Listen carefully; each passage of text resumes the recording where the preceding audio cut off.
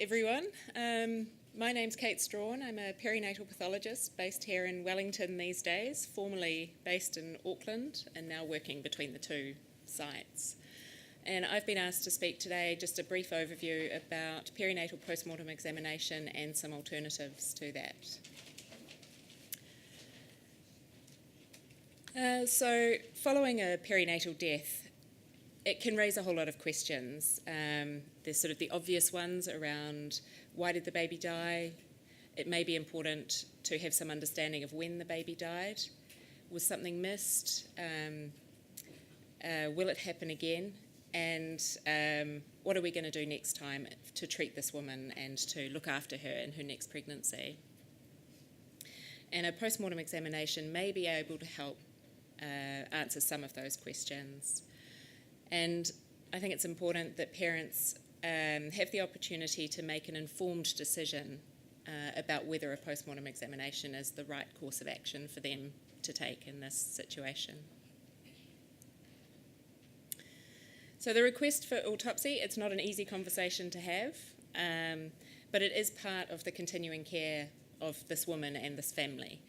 It's important when you're the medical professional going in to discuss this with a family.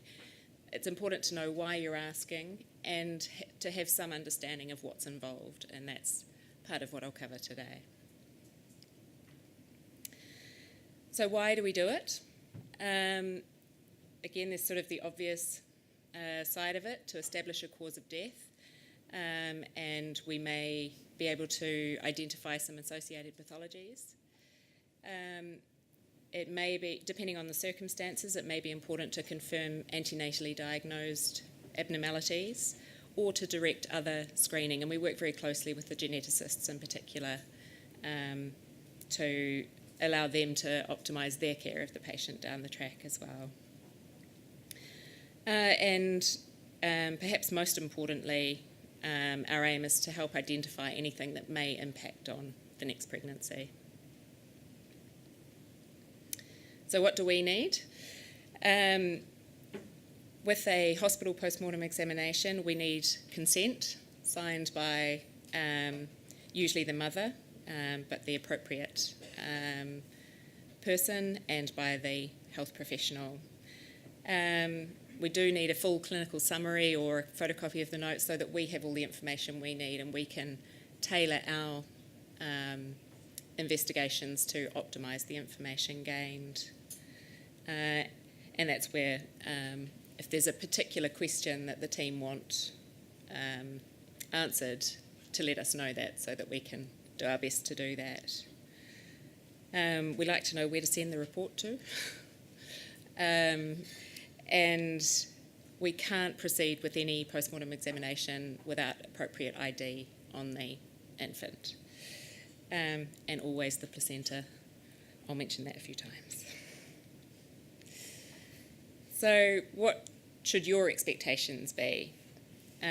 Autopsy is still the gold standard for postmortem investigation, but it doesn't always explain the cause of fetal death. But having said that, it's unusual for a postmortem to not offer any information that may help in the care of these families. These families can absolutely see their babies after the postmortem if that's what they wish. They certainly don't have to, but they are absolutely able to. And the report will be available at the postnatal clinic, and the parents should have the ability to discuss that with an informed medical person who can explain the results to them. So I'll just go through a little bit of what the practicalities are involved, and I've got a few postmortem photographs just to warn you. So a full postmortem examination will involve external photographs and a full external examination. We want to document any dysmorphic features, any evidence of medical intervention, and any signs that may lead us to be able to identify underlying pathology. The actual incision is a Y-shaped incision, which you may have seen on TV. And we remove the organs, we examine them, and we take small samples of those organs to look at under the microscope. To examine the brain, we do an incision down the back of the head, and that's so that when everything is reconstructed, you can't see that incision. And again, the placenta. So that's just a sort of diagrammatic representation of the incisions that we do. In terms of the tissue that we take, so we take small samples of the main organs. Those are processed into wax blocks and made into slides so that we can look at them under the microscope. We keep those wax blocks and slides essentially indefinitely, unless the family requests to have them back, and they are able to do that. We don't keep any whole organs. It's still a question we get asked, and Green Lane was a long time ago now, but we still get asked it on a semi-regular basis. So that's an example of the wax blocks that I'm talking about. So the wax blocks on your right and the slide on your left. And there's no scale, I'm sorry, but that piece of tissue is about the size of a thumbnail.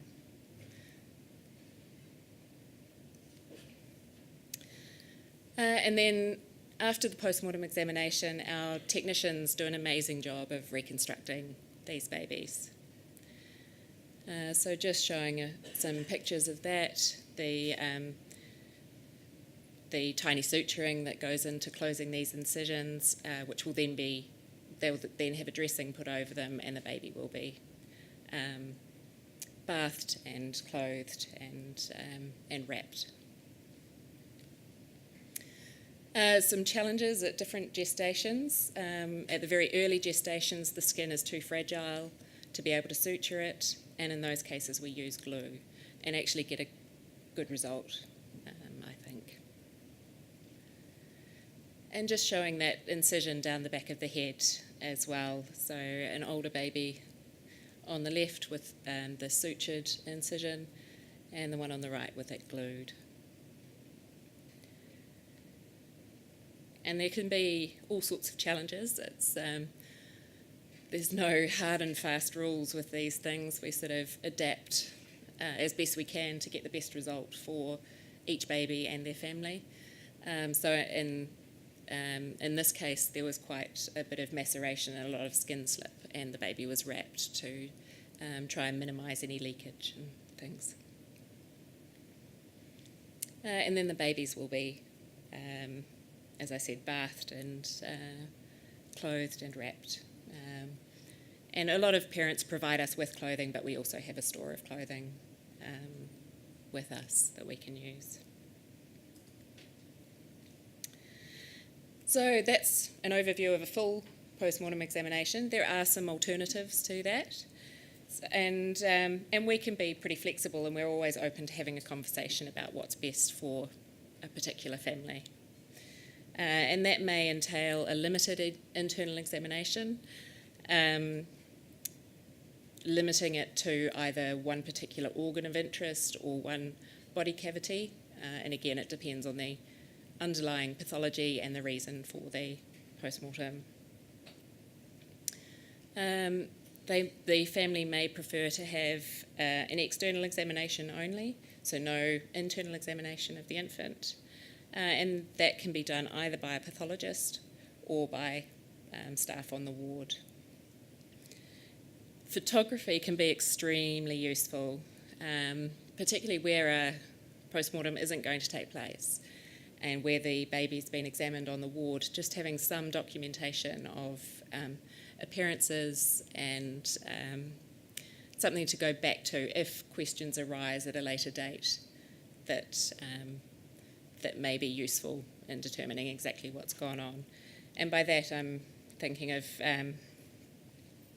the degree of maceration can be quite important in some circumstances, and having a photographic record of that can be invaluable. the parents may opt for placental examination only, and we examine placentas routinely, so that's a very simple thing to do. And postmortem radiology is also an option, and I'll go into that in a little bit more detail. So there are some limitations associated with limiting the extent of the postmortem. It does limit the amount of information gained. Depending on the circumstances, that might be totally fine, and that's why it's important to tailor this conversation for the particular needs of that family. One of the most common requests we get for a limited postmortem is to limit it to the chest and abdominal cavities and not to touch the brain, which we can absolutely do. It's just my one comment about that is that examination of the brain can offer quite a lot of information, particularly in the setting of an unexpected RUFD, particularly in the third trimester. So in terms of radiology, we do get asked, why can't we just do an MRI? Scanning's so good these days, it's surely the same thing. An MRI certainly has its place. It is excellent for documentation of underlying brain abnormalities, better, in fact, with some of those than the postmortem itself. But assessment of other organ pathology is really limited.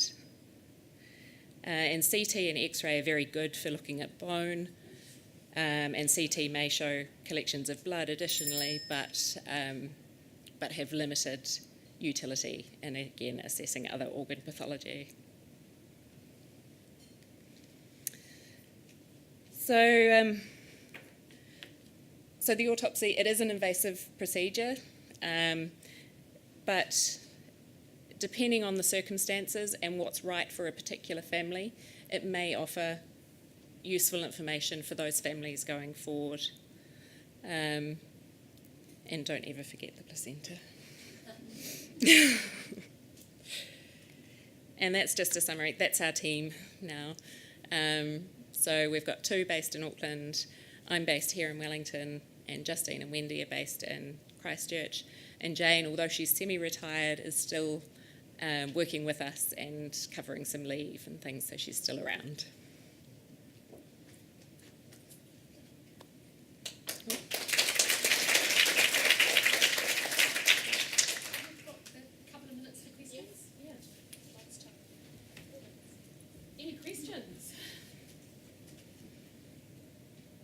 And I should also say that we're always around for a phone call if it's useful to discuss whether a postmortem is going to be useful for one particular family.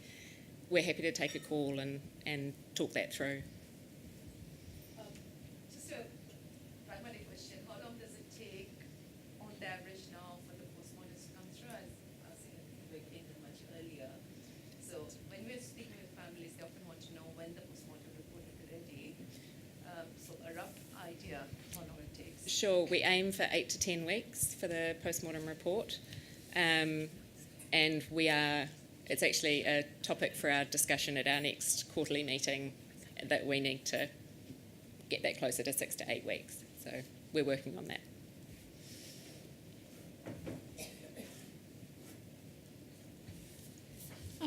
Can I just ask how you like the placentas to arrive for pathology? We usually like them fresh if they're coming with a baby, and fresh I mean just refrigerated on an ice pack for travel, not fixed in formalin. But having said that, it's not that big a deal if it is fixed in formalin. We can totally still examine it. Having it fresh just gives us more options in terms of taking samples or things for microbiology or genetics. So it keeps our options open.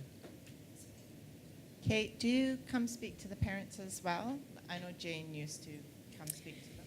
Yeah, I can do when I'm around. I mean, it's. I think it's something that, because we're not always available, it's something that can't be assumed. But if we are available and if it would be helpful for that family, then we're absolutely able to do that. MRI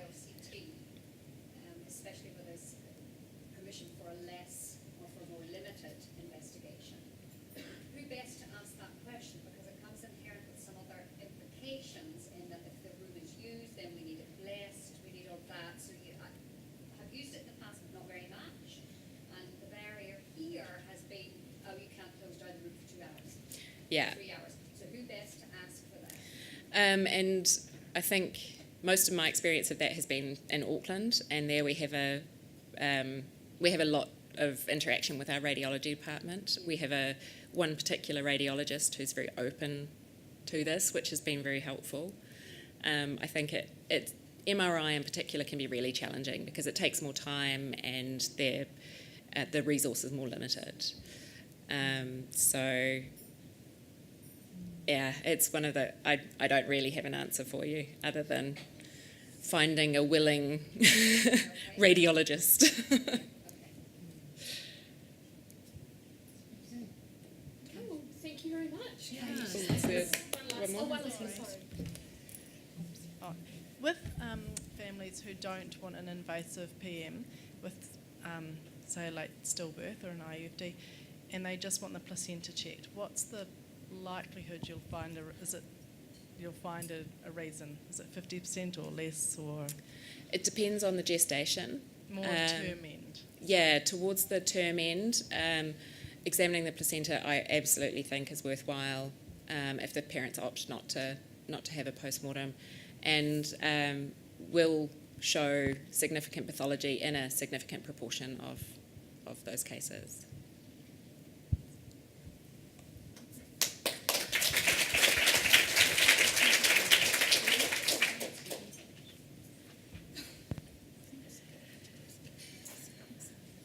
So thank you very much to Kate. She's given a brilliant summary of what postmortem is. So what I'm going to do now is talk about a study that we ran in Auckland, and we asked women about how they felt about postmortem after late stillbirth for their babies.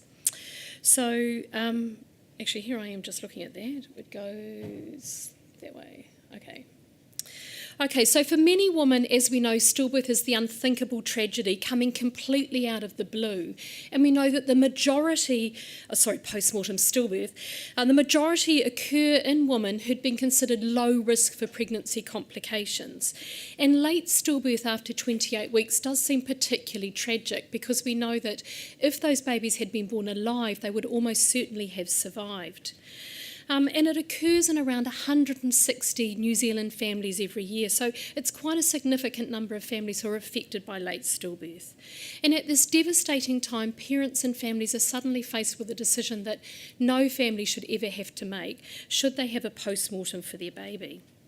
So the aim of our study was to identify factors influencing mothers' decision-making about postmortem for their stillborn babies. And we used data collected during the 4 years of the New Zealand multi-centre stillbirth study. And I know quite a few of the midwives who recruited for this study are at the PMMRC meeting today, so very grateful to them.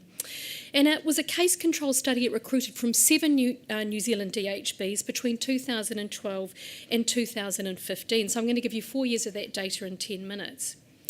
So as Kate has so beautifully said, several studies have reported that knowing the cause of stillbirth is of high importance to parents. And postmortem is considered the gold standard because it offers the best chance to explain not only why the stillbirth occurred, but also can change diagnosis in up to 1/3 of stillbirth cases, confirm diagnosis in around half, and provide additional information for around 3/4. So it enables families to have optimum advice for any future pregnancies. And we know that there's a 2 to 10-fold increase in stillbirth for the next pregnancy after a stillbirth. So targeted care for these families is really important.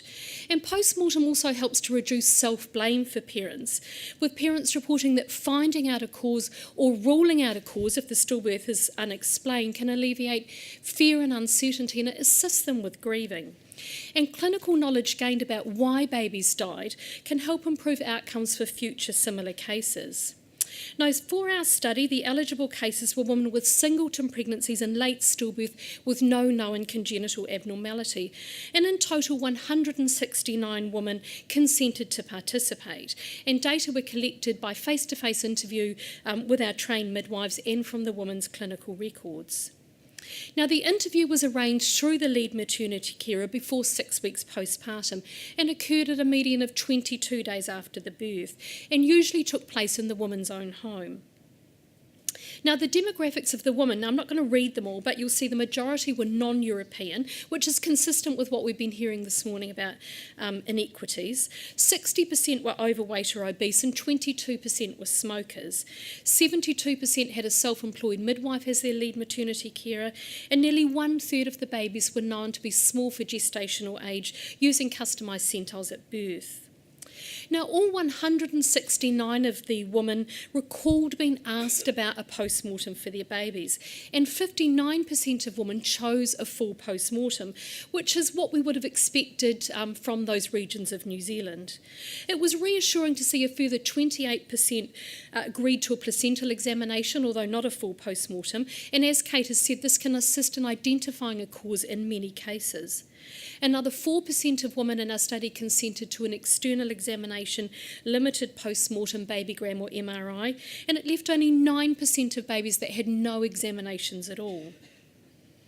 Now, a univariate analysis found that there were some differences between the women who consented to a post-mortem and women who didn't consent. However, there was no difference associated with mother's age, marital status, education, number of antenatal visits, type of LMC or baby gestation or sex. And the number of days between diagnosis of stillbirth and the birth was also not significant. And it suggests that, unlike overseas studies, the time available for the woman to consider post-mortem was less important than other factors.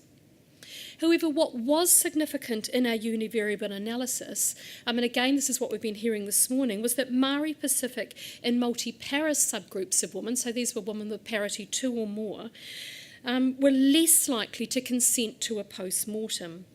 And women from both the most deprived and the least deprived socioeconomic quintiles were also less likely to consent to post-mortem.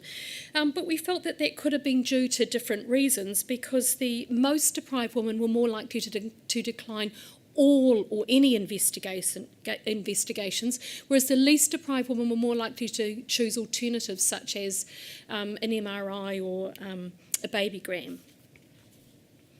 Now, a multivariable model, which we adjusted for just about everything we could think of, you can see there's a list along the bottom, age, ethnicity, parity, and so on. And what we found in this model is that Māori and Pacific women were nearly 4 to 5 times less likely to consent to a full post-mortem compared to European women and women of other ethnicities. And we also found that consent was nearly 3 times less likely for women of parity 2 or more compared to women with 1 child or no children. And similar findings have been reported in Australia in relation to parity, and it suggested that was due to first-time mothers wanting answers from a post-mortem to guide any future pregnancies. Now, the main reason for declining a post-mortem at 67%, and a novel finding for our participants, was that women did not want their baby to be cut. And this was reported by women of all ethnicities, indicating it was not culturally specific. And it was also consistent with 3 European qualitative surveys, reporting that parents who declined a post-mortem did so in the belief that they were protecting their babies' bodies from further harm. And indeed, parental aversion to the invasiveness of a post-mortem was also a major theme in a 2017 systematic review of factors affecting the uptake of perinatal post-mortem by bereaved parents, indicating a protective parenting instinct that transcends death, ethnicity, and culture.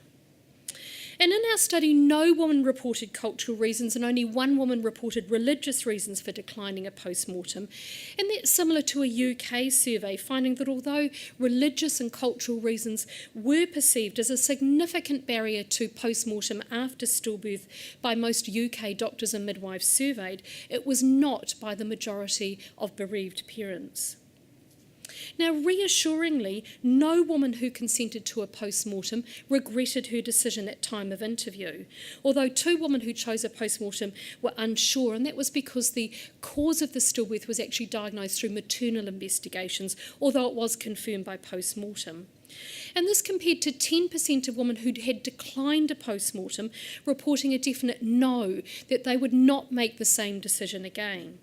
And it's consistent with UK and Australian research reporting that parents who did not have a postmortem after late stillbirth were more than twice as likely to regret their decision compared to parents who did have a postmortem.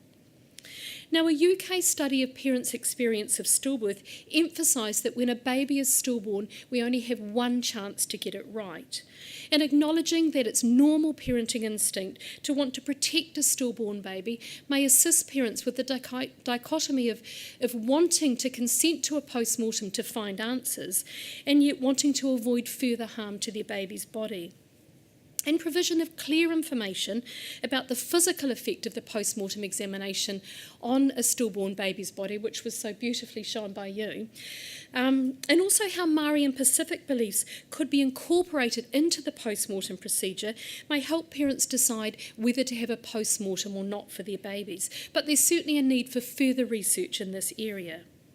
And given that mothers who did consent to a postmortem in this study reported less regret than parents who did not consent, maternity providers could advise parents of the possible emotional benefits of choosing a postmortem after late stillbirth.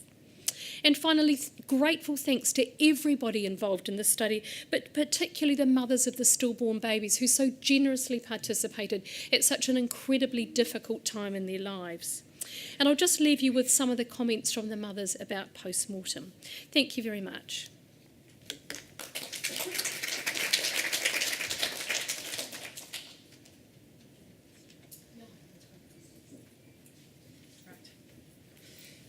Kia ora koutou. During Linda Penlington's one of her sessions at the SANS conference in Tauranga last year, a midwife from Northland suggested that a really great thing for postmortem in New Zealand would be if we made a podcast for parents to listen to. And on my way home on the plane, I was thinking, oh my gosh, why have we not thought of this years ago? Let's make a video. And so once again, you get to see a video of Lisa and I. I hooked up with Lisa and said, let's do a video for parents, giving some information. The idea is that as a health professional, an LMC, an obstetrician, you're having to broach a really hard topic with parents, and you can say, have you got a smartphone? Well, there's a really good video by two bereaved parents telling you all about postmortem. And so why don't you watch that, and then I'll sit down with you and let's talk about it. That's the idealised version. Whether that works or not, I'm not sure. So it's 11 minutes long, and I want to get it going. So once again, let's go back to Lisa's lounge. And here we go. Do I need to click again?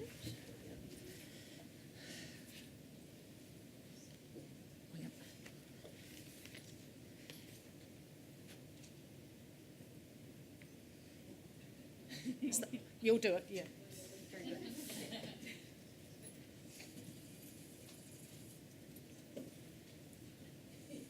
Kia ora, ko Vicky Kali taku ingoa, no Otakotia Hau. Hi, my name is Vicky, and my daughter Esther, who died almost 20 years ago, brings me to the area of baby loss.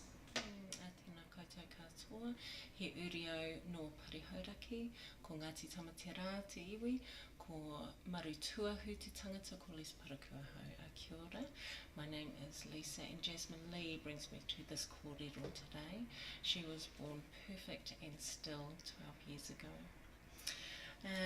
Today we want to talk to you about autopsy and postmortem, and we'd like to acknowledge your precious baby who has died, and all of our babies who have died. So the purpose is to provide you and your family with information about postmortem and autopsy. Those are the same thing, by the way, and fairly much translate what's in this pamphlet that you should have been given from your midwife or doctor at the hospital. We're not trying to convince you to have a postmortem or not to. We just want to give you information so that you feel good about the decision you make. You feel informed. Right. Yeah. So there are three kinds of autopsy or postmortem. One is a full postmortem, one is limited, and one is called an external examination. So with the full postmortem, a specialist perinatal pathologist, who is a surgeon, looks at all of your baby's organs. So it's surgery. So she looks at the brain, the heart, the lungs, kidneys, and also looks at the placenta, umbilical cord, membranes, and takes blood tests. So the full postmortem is what gives us the most information. They call it the gold standard. So it's surgery. A limited postmortem is also surgery. And with a limited postmortem, the pathologist will just look at perhaps one organ or one or two organs, just focusing in, but we'll still look at the placenta, the umbilical cord, and membranes. Then an external examination is no surgery, and that's when the pathologist looks at your baby's body, perhaps takes a scan or x-rays, maybe blood tests, but doesn't do anything invasive. The external examination won't give as much information as a full or limited postmortem. That's certainly better than nothing. Yes, yeah. If you're thinking about not having a postmortem at all, either of those three options, the pathologist can still look at your placenta and get some information from the placenta. It's important to know what baby will look like after a postmortem, because it's a hard decision, and that's a big part of it. So with a full and limited postmortem, the pathologist will make an incision here on the chest and here at the base of the head, and when they're finished they will sew it up beautifully, and on the chest there will be some surgical covering which is waterproof and skin coloured, and with the base of the head there will be and they'll be sewn up, and then they'll probably have a hat on. When after a postmortem you can still hold, cuddle, dress, undress, bathe, you can still parent your bubba. Every moment is precious. Absolutely. Yeah. So they still look fine, they still look like your baby, and if you want to you can hide that incision with clothing, but it's fine. Important also to note that you can request all samples, so all of baby to be returned to you.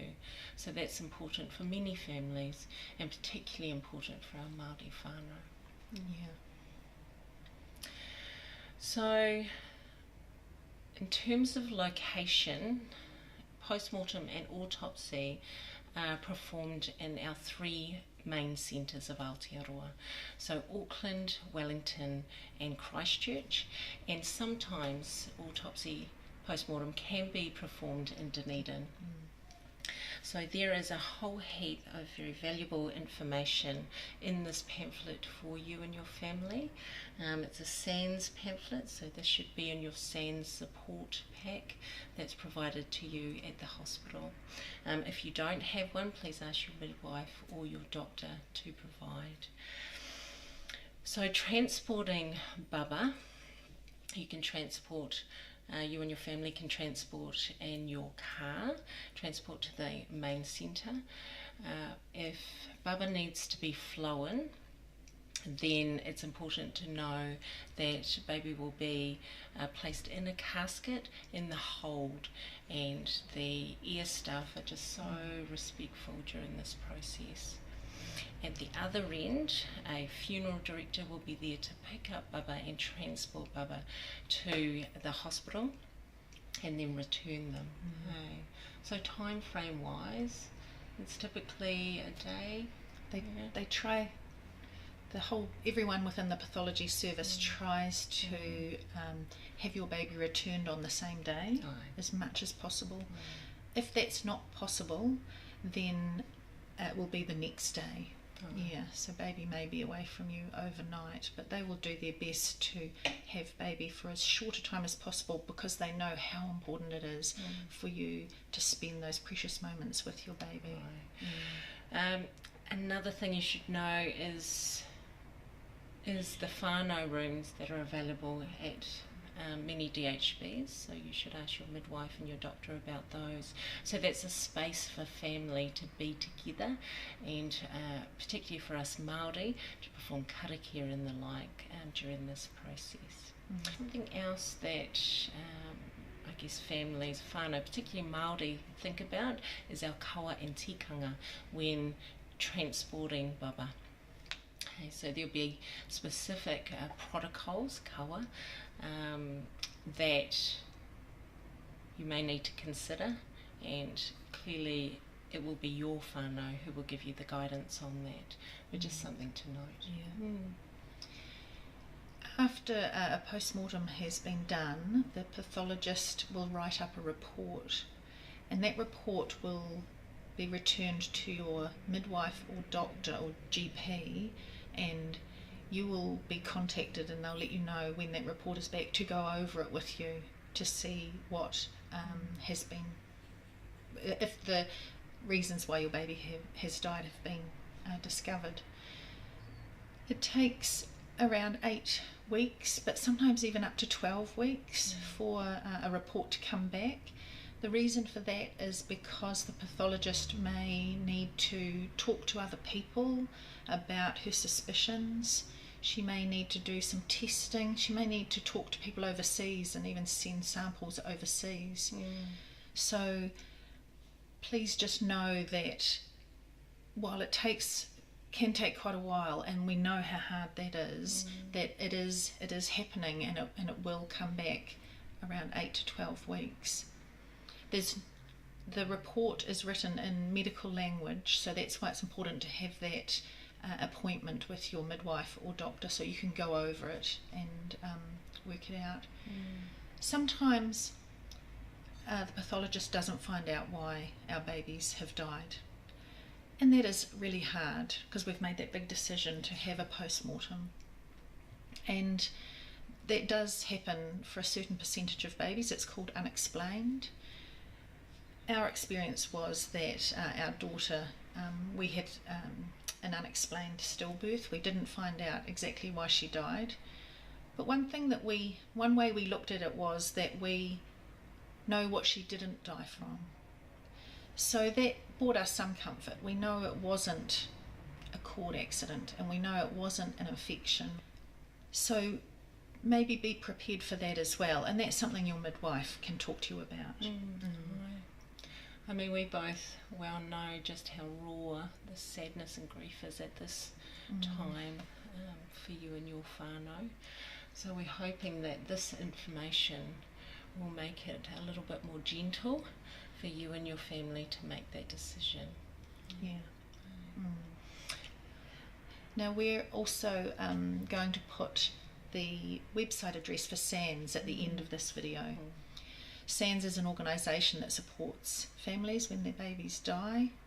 You will have received a SANS support pack that Lisa mentioned earlier. And SANS has groups all over the country. If you want to talk to someone about your experience or go along to a support meeting, look up the website and find out some information, because there's a great network of people there to support you. You're very welcome, no mai haramai. We are bereaved parents supporting other bereaved parents. Me mihi aroha ki a koe, me tō whānau, so all of our love to you and your family at this time. We hope the information has been helpful to you. Kia ora.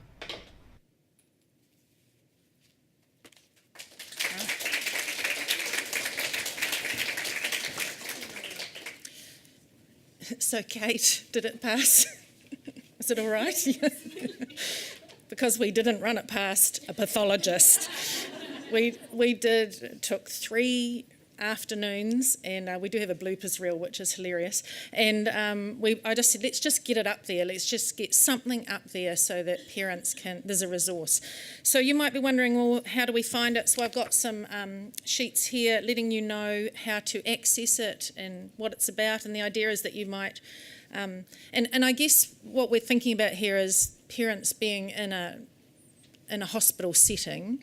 And so that you might have this in your folders, your resource folders that any midwife would go to look at how to, everything that you need to do when a baby dies, and this will be there, and it gives you some guidance. It's on YouTube. It's apparently not super easy to find, but it's also on my website, which is vca.co.nz. It's on the front page. I think that's it. One thing that we really, and we may do another version, very possibly, but it says postmortem for babies in Aotearoa, New Zealand.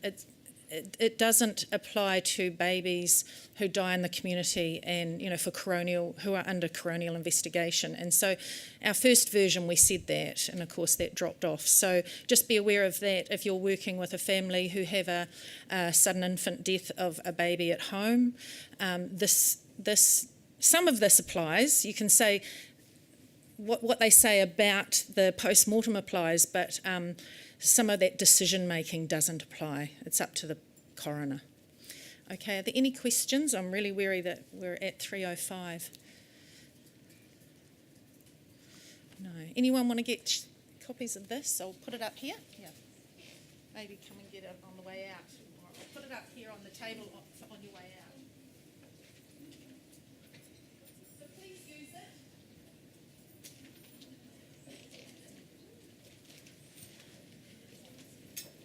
Okay, do you want me to wrap that up, Robin? And thank you very much for coming to this session. Afternoon tea time.